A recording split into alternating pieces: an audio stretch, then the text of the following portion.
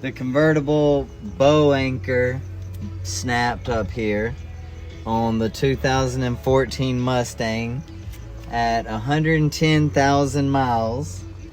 So it's got 2 bolts that hold this in after you remove the plastic, and the visor. So the little black one, T-25, holds the visor on, and this is for the visor clip. It's got a little clip here you can hit with the screwdriver, pop that off, and then the T-25 goes to those, and the T-30 goes to the actual anchor bolts.